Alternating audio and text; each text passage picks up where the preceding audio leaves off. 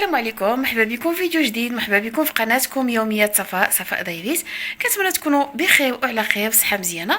كيف ما شفتوا في الفيديو، فاليوم ما شاء الله غادي ندير لكم واحد الوصفه اللي مناسبه لهذا البرد هذا، وهي البصاره. نتوما كتعرفوا شحال من واحد كل واحد كيفاش كيدير طريقه البصاره ديالو. انا اليوم غنشارك معكم البصاره ديالي. كتشوفوا الناس كيديروا الجلبانه والفول، حنا اليوم ما شاء الله فاحنا غادي نديروا البصاره ديال الفول فقط، ما غاديش نستعملوا الجلبانه. المره الجايه ان شاء الله فانا غندير لكم هذه ديال البصاره، ومره اخرى عاوتاني ان شاء الله فغندير لكم البصاره ديال اللي كتكون مخلطه فيها الفول والجلبانه.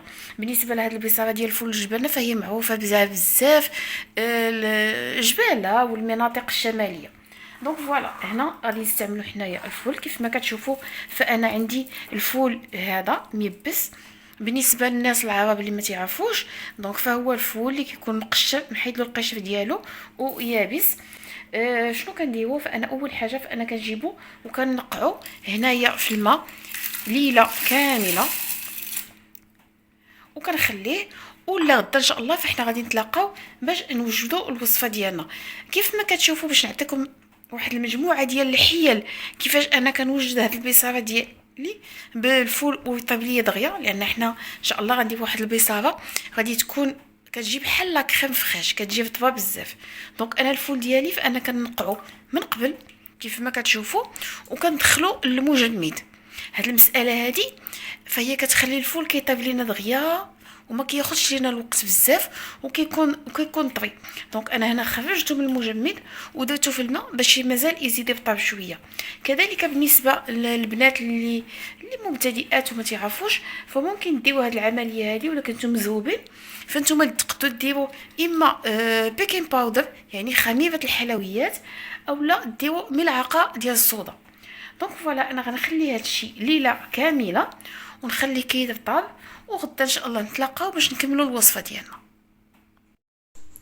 وبسم الله رجعنا لكم. كيف ما كتشوفوا فالفول ديالنا من بعد ما تنقع فاحنا كنغسلوه وكنصفيوه بهذا الشكل هذا وكنديروه في الطنجره. بالنسبه للناس اللي كيديروه كيكونوا ديجا ناقعينه من قبل ودايرين في الكونجيلاتور، فاين فوا كتخرجوه فكتقدروا تستعملوه ودغيا كيوجد لكم. دونك فوالا كيف ما قلت لكم الفول غسلناه وسقطرناه. دونك دابا غادي نزيدوا له هنايا الثومه. هنا عندي واحد تقريبا كبكوبه ديال الثومه، واحد 8 ديال الفصوص ديال الثومه. هي البصاره كتبغي الثومه وكتجيب لذيذه. هنا كذلك غادي نزيدوا له شويه ديال زيت البلديه فقط. هادو هما العناصر اللي غادي ندير انايا، وغادي نزيدوا له بطبيعه الحال الماء. هنا كتلاحظوا انني ما درت لا ملحه، ما درتش الكمون. الملحه ما غاديش نديرها لانها كتعطل الطياب ديال الفول، وكذلك الكمون ما غنديروش لانه غادي يمرر. دونك هاد المرحله هادي فانا فقط غطيته مزيان بالماء كيف ما كتشوفوا. غادي نديرو فوق النار وغنرجع لكم بعد ما غيطيب الفول ديالنا. وكونوا متاكدين الا كنتو ديجا ناقعينه في الماء ودايرينه في الكونجيلاتور وهذا فهو دغيا غادي يطيب لكم. دونك فوالا حنا غادي نخليو الفول ديالنا يطيب ونرجع لكم من بعد. دونك فوالا كيف ما كتشوفوا فالوقيته اللي كطيب لينا فيها البصاره ديالنا فانا غنوجد هنا واحد شويه ديال الكفته. انا بالنسبه للكفته فانا غادي نديرها في الفران، وبالنسبه لكفته الفران فانا كتعجبني ملي كتكون مقومه مزيان. دونك انا غادي نشارك معكم هنايا الكفته ديالي شنو درت فيها. دونك هنا عندي كفته ديال البقري، هنا دايره المعدنوس، هنا دايره واحد شويه ديال الورقات ديال النعناع. هنا كيف ما كتشوفوا فانا عندي الثومه، هنايا عندي بصله محكوكه، هنا عندي شويه ديال زويته بلديه. وبالنسبه للتوابل فاحنا غادي نديرو شويه ديال المليحه، خرقوم، ابزار، كمون سمحوا لي، هنايا سكينجبير.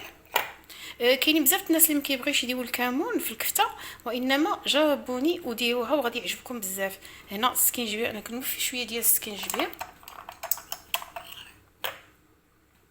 تحميره بابريكا. وهنا غادي نزيد واحد العنصر اللي هو قرفه، مازال غنقص شويه بلاتي بركه، غير دقه ديال القرفه ماشي بزاف. وكذلك غادي نزيد شويه ديال السودانيه صافي وغادي نخلط هاد العناصر هادي كامله.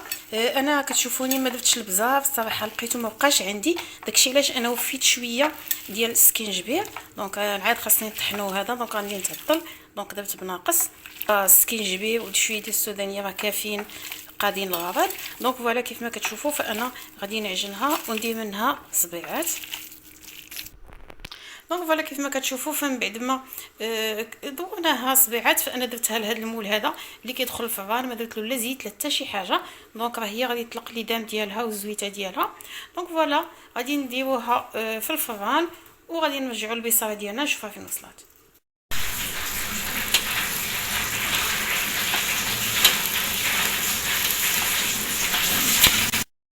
دونك فوالا كما كتشوفوا، فمن رجعت لكم بعد ما طابت لينا الفول ديالنا كيجي بهذا الشكل هذا كيف ما كتشوفوا.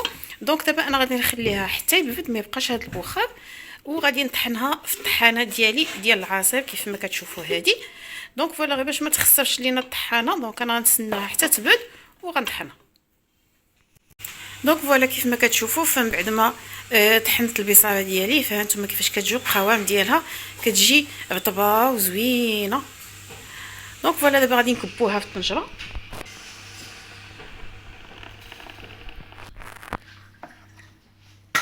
دونك فوالا كيف ما كتشوفوا. دونك دابا عاد باش غادي نديروا ليها القوام اللي غادي خصها. دونك انا غادي ندير ليها مليحه، ما غاديش نكثر الملح باش كل واحد غادي يضيف الملح بالقدر اللي كيبغي هو. غندير ليها كذلك شويه ديال السودانيه، كاين اللي كيدير لها البابريكا، انا ما كنفضلش ندير لها البابريكا. دونك بصراحه نقص شويه بلاتي، دونك ندير غير شويش على حساب اللي بغا واللي ما بغاش. كذلك غادي نضيفوا الكمون وكذلك زويته بلديه. وبصراحه شنو كيشكر البصاره، فاللي كيشكرها هو الزيت البلديه والكمون والثومه، فهادو عناصر اساسيه في البصاره ما يمكنش ما تدافش فيهم. وكذلك ما نساوش الثومه. دونك غنزيد هنا واحد جوج ضريسات ديال الثومه صافي. وهادشي كله غادي نرجعو فوق البوطه حتى يتشحى مزيان ويتخلطوا العناصر، وهاد البصاره ديالنا تشرب مزيان هاد التوابل هادي. وغادي ندوزو باش نوريكم الشكل النهائي. وكيف ما كتشوفوا، فكان هذا الشكل النهائي ديال الطبق ديالنا. دونك البصاره ديالنا جات بهذا الشكل، فاحنا زوقناها بشويه ديال الكمون، شويه ديال السودانيه، وكذلك زويته بلديه. وكذلك فانا كنرافقها هنايا ببصيله مقطعه، فهي كتجي غزاله معها. وكذلك هنايا اللي بغى مليحه ولا شويه السودانيه وشويه ديال الزيتون مشامل، وكفيته اللي صوبنا. وكذلك بريفيت ديال اتاي مشحر هنا كما كتشوفوا في ليو والشيبه وخبيز، فهو كيبغي البصاره هذا النوع ديال الخبز هذا. دونك فوالا كيف ما كتشوفوا. دونك كنتمنى ان الفيديو ديال اليوم تكون عجباتكم، انكم تجاوبوها. غنقول لكم السلام عليكم ونتلاقاو في فيديو جديد، وغنقول لكم تهلاو فاسكم وحداو راسكم من البرد ودفاو مزيان. السلام عليكم.